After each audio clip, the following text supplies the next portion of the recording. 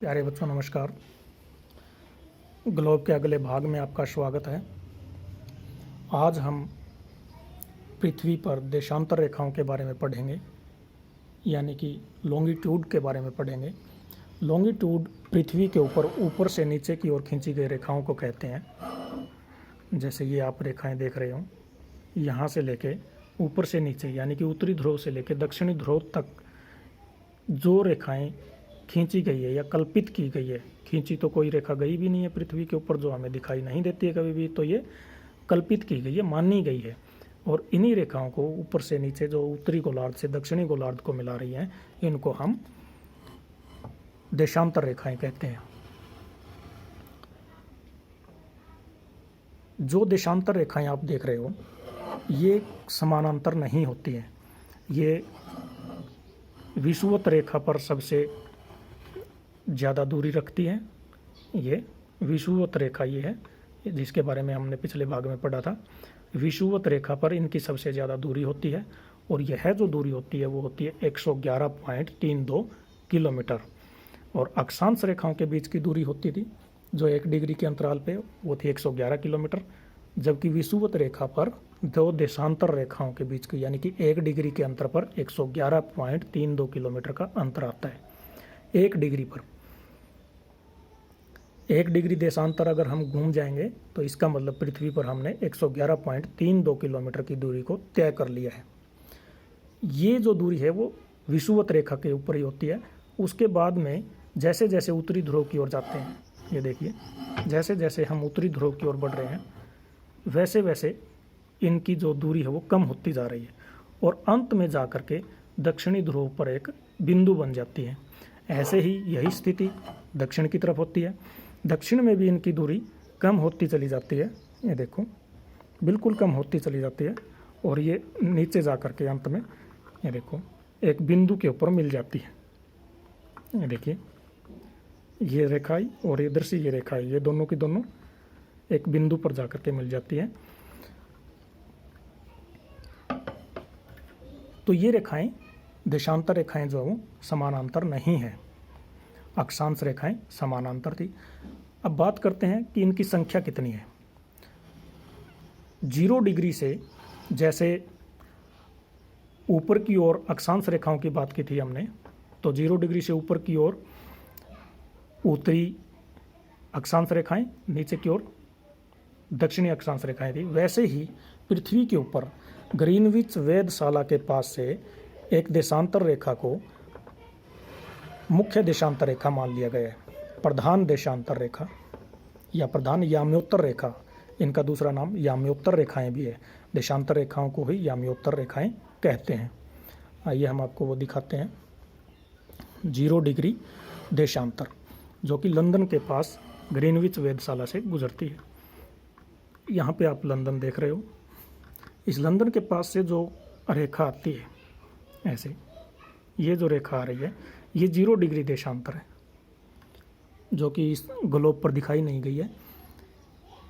यहाँ से जो रेखा आएगी ये ऐसे, ये 0 डिग्री देशांतर है।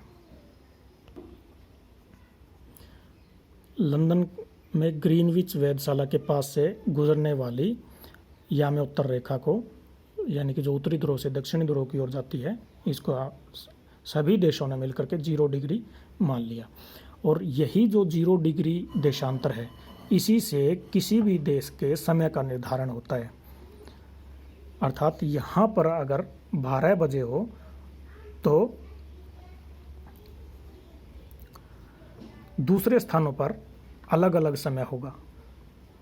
इस तरफ के स्थानों पर अलग समय और इस तरफ के स्थानों पर या देशों में अलग समय होगा। वो समय का निर्धारण कैसे किया जाता है, ये हम आपको अगली वीडियो में बताएंगे। देशांतर रेखाएं कुल 360 होती हैं। 0 डिग्री देशांतर एक इसको मान लेते हैं, और एक अंतर्राष्ट्रीय तिथि रेखा मानी गई है।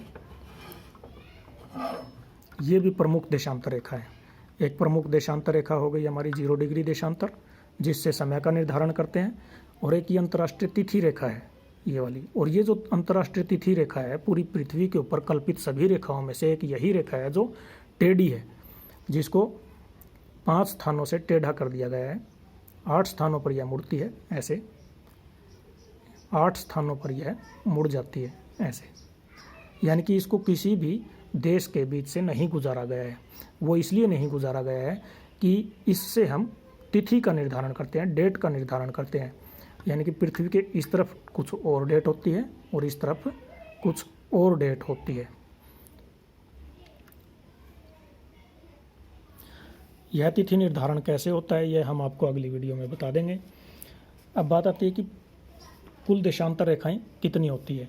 तो एक 0 डिग्री देशांतर और एक 180 डिग्री देशांतर, 2 देशांतर तो ये हो गए हमारे। उसके बाद में जैसे कि आपको बताया गया था, ये जो ग्लोब है, इस ग्लोब के इस तरफ के हिस्से को हम पश्चिम में मानते हैं और इस तरफ पूर्व में मानते हैं। अब ये गोल है, इसको कैसे माने, तो वो 0 डिग्री से निर्धारित किया गया है कि 0 डिग्री देशांतर के इस तरफ के हिस्से को पश्चिम हिस्सा और इस तरफ के हिस्से को 0 डिग्री देशांतर के इस तरफ पूर्वी और 0 डिग्री देशांतर के इस तरफ पश्चिमी। तो 1 डिग्री से लेकर के 179 डिग्री तक पश्चिम में है ये देशांतर रेखाएं, और ऐसे ही 1 डिग्री से लेकर के और 179 डिग्री तक पूर्वी में है ये देशांतर रेखाएं। यानी कि इनको हम जब बोलते हैं तो पूर्वी देशांतर या पश्चिमी देशांतर बोलते हैं। जैसे 0 डिग्री हमें पता है कि लंदन के पास से जो गुजरती है ये प्रधान या में उत्तर रेखा है। इसके पूर्व में जो रेखा होगी उसके पीछे हम पूर्वी देशांतर लगाएंगे, और इसके इस तरफ जो रेखा होगी यानी कि पश्चिमी हिस्से में, उसके पीछे हम पश्चिमी देशांतर लगाएंगे। जैसे ये एक रेखा है, ये देशांतर रेखा, ये 15 डिग्री पश्चिमी है, 15 डिग्री पश्चिमी।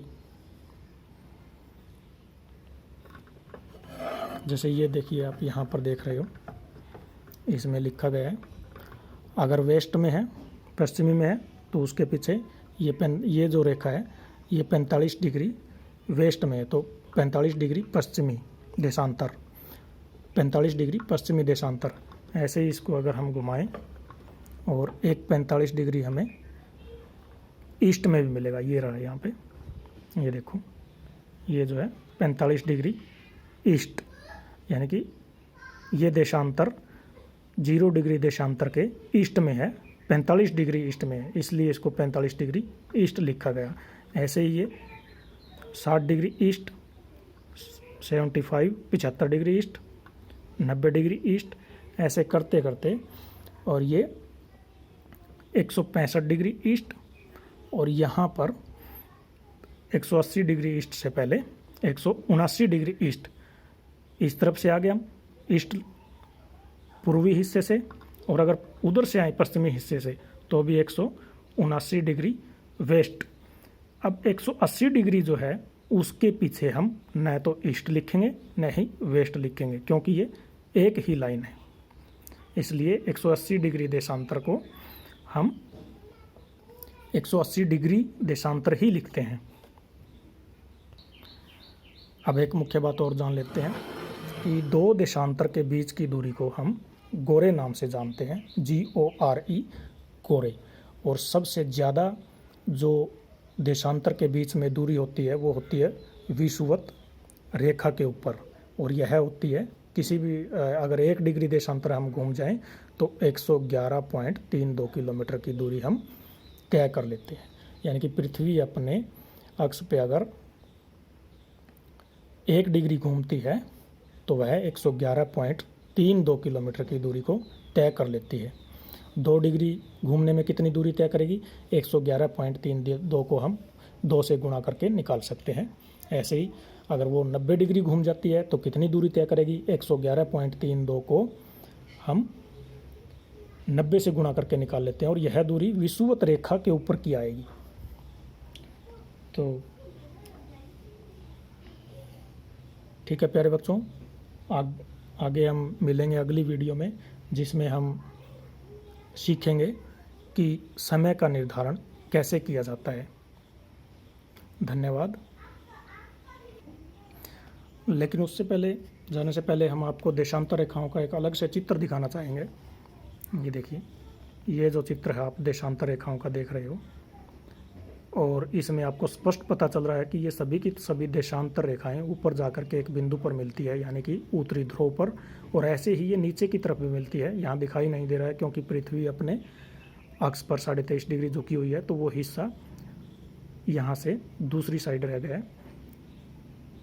देशांतर रेखाएं उत्तरी ध्रुव और दक्षिणी ध्रुव पर एक बिंदु के रूप में मिल जाती हैं और ये समानांतर नहीं होती। धन्यवाद। मिलते हैं अगली वीडियो में।